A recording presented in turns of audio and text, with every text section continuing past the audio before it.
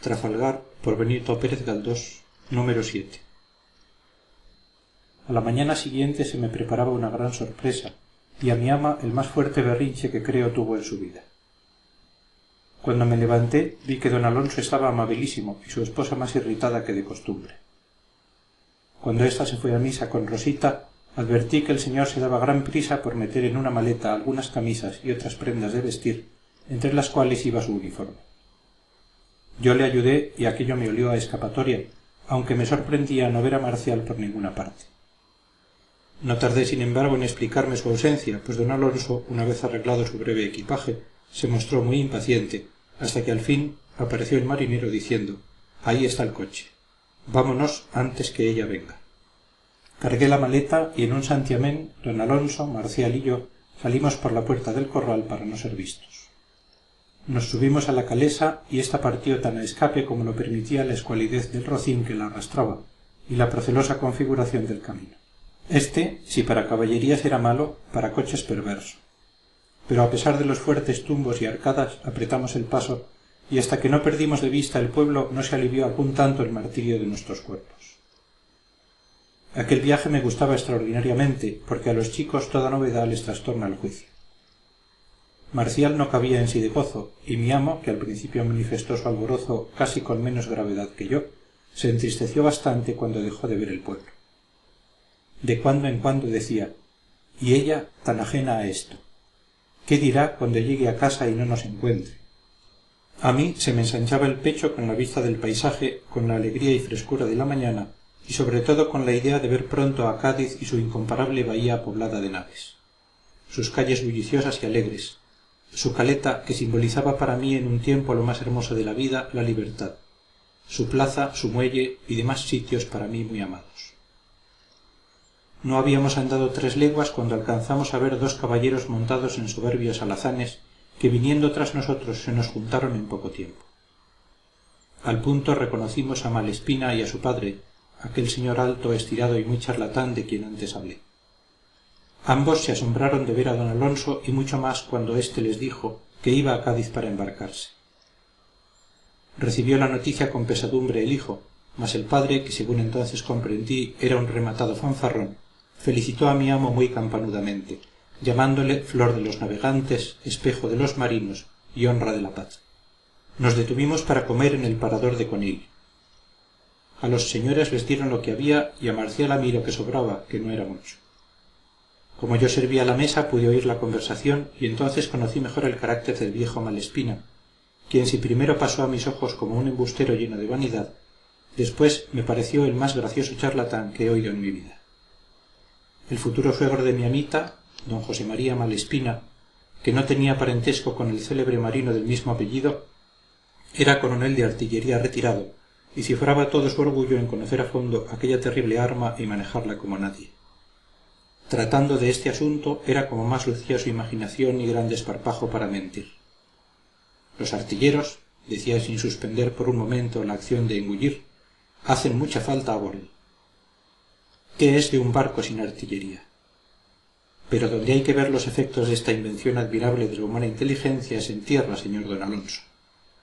Cuando la guerra del Rosellón, ya sabe usted que tomé parte en aquella campaña y que todos los triunfos se debieron a mi acierto en el manejo de la artillería.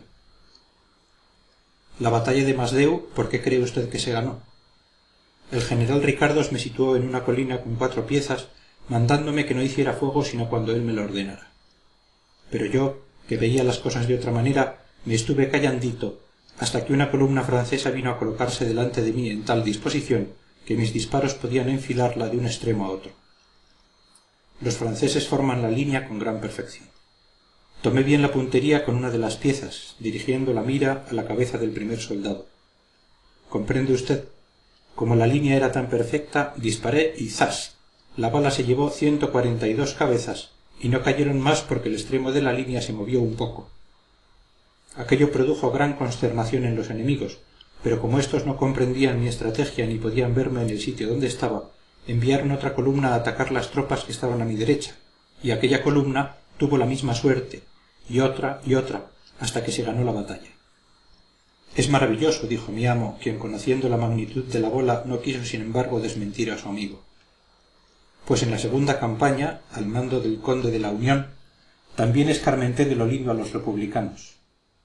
La defensa de Boulou no nos salió bien, porque se nos acabaron las municiones. Yo, con todo, hice un gran destrozo cargando una pieza con las llaves de la iglesia.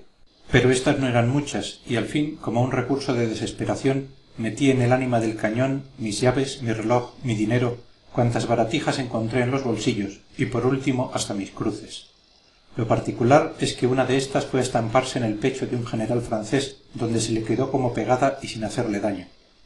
Él la conservó, y cuando fue a París, la Convención le condenó no sé si a muerte o a destierro por haber admitido condecoraciones de un gobierno enemigo. ¡Qué diablura!, murmuró mi amo, recreándose con tan chuscas invenciones. Cuando estuve en Inglaterra, continuó el viejo Malespina, ya sabe usted que el gobierno inglés me mandó llamar para perfeccionar la artillería de aquel país. Todos los días comía con Pitt, con Burke, con Lord North, con el general Cornwallis y otros personajes importantes que me llamaban el chistoso español. Recuerdo que una vez estando en palacio me suplicaron que les mostrase cómo era una corrida de toros, y tuve que capear, picar y matar una silla, lo cual divirtió mucho a toda la corte, especialmente al rey Jorge III, quien era muy amigote mío y siempre me decía que le mandase a buscar a mi tierra aceitunas buenas. Oh, tenía mucha confianza conmigo. Todo su empeño era que le enseñase palabras en español y sobre todo algunas de esta nuestra graciosa Andalucía, pero nunca pudo aprender más que otro toro y vengan esos 5, frase con que me saludaba todos los días cuando iba a almorzar con él pescadillas y unas cañitas de Jerez. ¿Eso almorzaba? Era lo que le gustaba más. Yo hacía llevar de Cádiz embotellada la pescadilla, conservándose muy bien con un específico que inventé, cuya receta tengo en casa. Maravilloso. ¿Y reformó usted la artillería inglesa?, preguntó mi amo, alentándole a seguir porque le divertía mucho. Completamente. Allí inventé un cañón que no llegó a dispararse, porque todo Londres, incluso la corte y los ministros, vinieron a suplicarme que no hiciera la prueba, por temor a que del estremecimiento cayeran al suelo muchas casas. De modo que tan gran pieza ha quedado relegada al olvido. Quiso comprarla el emperador de Rusia, pero no fue posible moverla del sitio en que estaba. Pues bien, podía usted sacarnos del apuro inventando un cañón que destruyera de un disparo la escuadra inglesa. Oh, contestó Malespina, en esto estoy pensando y creo que podré realizar mi pensamiento. Ya le mostraré a usted los cálculos que tengo hechos, no sólo para aumentar hasta un extremo fabuloso el calibre de las piezas de artillería, sino para construir placas de resistencia que defiendan los barcos y los castillos. Es el pensamiento de toda mi vida. A todas estas habían concluido de comer. Nos zampamos en un santiamén Marcial y yo las sobras y seguimos el viaje, ellos a caballo marchando al estribo y nosotros como antes en nuestra derrengada calesa. La comida y los frecuentes tragos con que la roció excitaron aún más la vena inventora del viejo Malespina, quien por todo el camino siguió espetándonos sus grandes paparruchas. La conversación volvió al tema por donde había empezado, a la guerra del Rosellón, y como don José se apresuraba a referir nuevas proezas, mi amo, cansado ya de tanto mentir, quiso desviarle de aquella materia y dijo: guerra desastrosa e impolítica.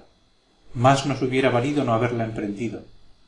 Oh, exclamó Malespina, el conde de Aranda, como usted sabe, condenó desde el principio esta funesta guerra con la República. Cuánto hemos hablado de esta cuestión, porque somos amigos desde la infancia. Cuando yo estuve en Aragón pasamos 7 meses juntos cazando en el Moncayo.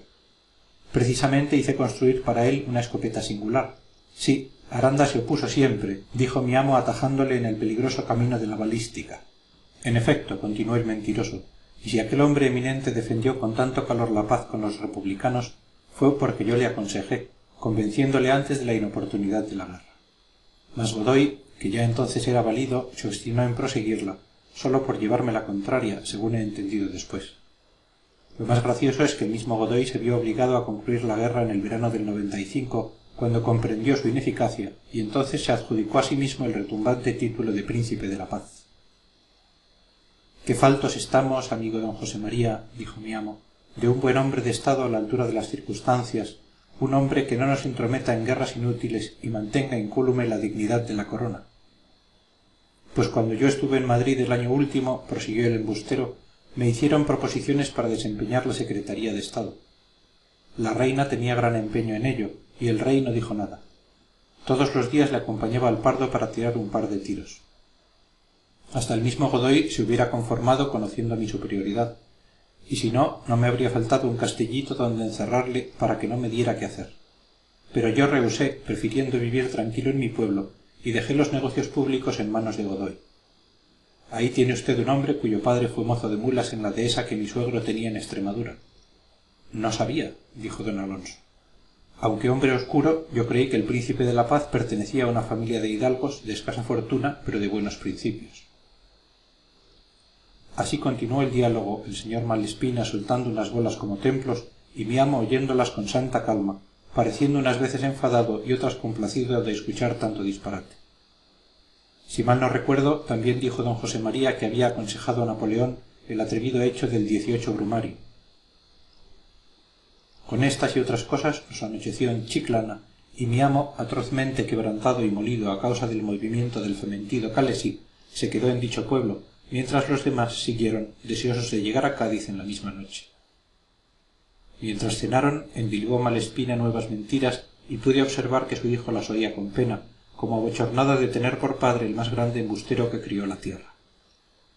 Despidiéronse ellos, nosotros descansamos hasta el día siguiente por la madrugada, hora en que proseguimos nuestro camino, y como éste era mucho más cómodo y expedito desde Chiclana a Cádiz que el tramo recorrido, llegamos al término de nuestro viaje a eso de las 11 del día, sin novedad en la salud y con el alma alegre. Fin del número 7.